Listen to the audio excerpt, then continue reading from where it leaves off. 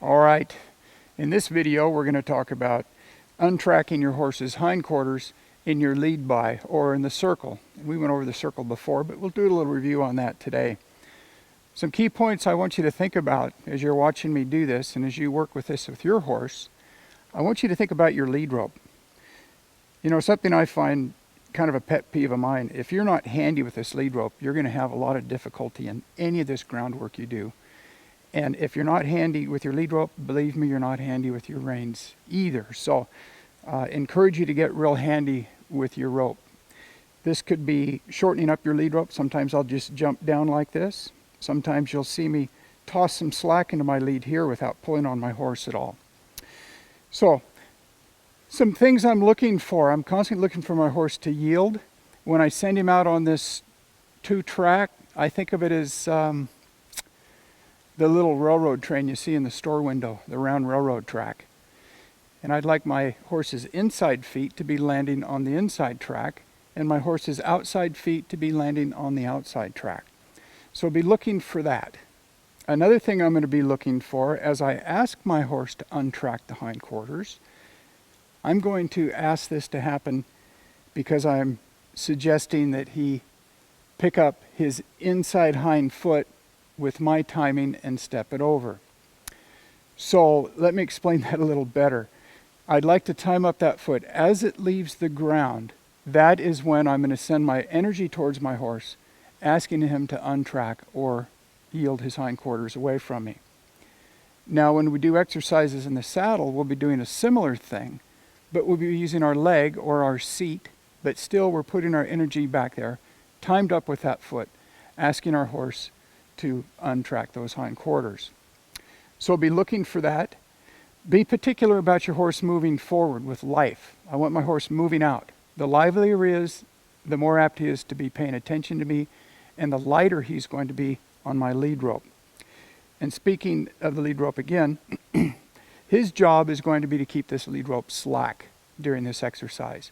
If he doesn't, he will run into his own pressure with my help. But I would like it to be such that he's paying attention to me and my energy even more than he's paying attention to the lead rope or to this flag. So today I'm going to go ahead and carry the flag. I may need it, I may not. I can use my flag or I can use a tail end of my lead rope if my life, if my energy, my presence that I project to my horse is not effective. In time, to avoid the flag, the tail end of my lead rope, or maybe even my hand, my horse is going to start paying attention to my energy and the little things that I ask him with. So I'd like it to work off of a little thing. I'd like to ask with less than I'd like it to take. But then if need be, I'll use what it takes. And it won't take me 10 minutes to figure out the difference between the two. I'm going to ask, and then I'm going to follow through. So you may want to watch this video a few times. You may have done this a lot. Maybe you'll see some things in here that you'd like to perfect, that you'd like to see even better in what I'm doing. But that's what this education is about, wanting to help you to get this better. And it also helps me to get it better. If I'm going to present this to you, I want to be good. So I'm working on that. So here we go.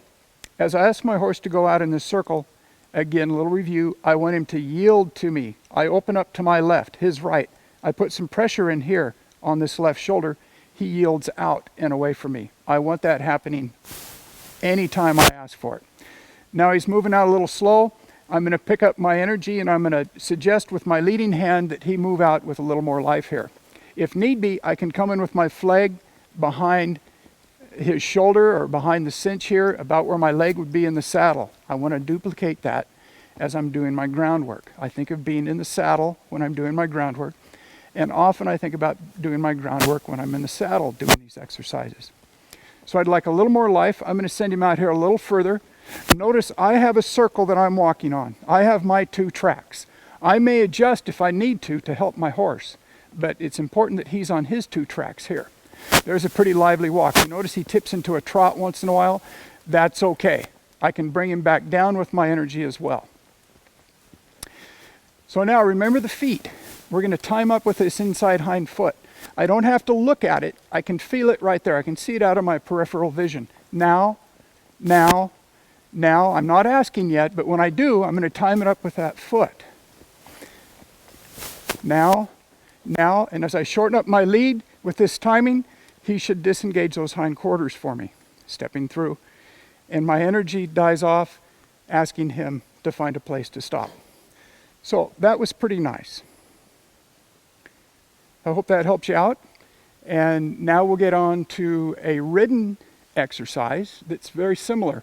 One most of you are probably familiar with, often misunderstood. We'll see if we can put some more simplicity to it and help you get that one even better. So thanks for watching.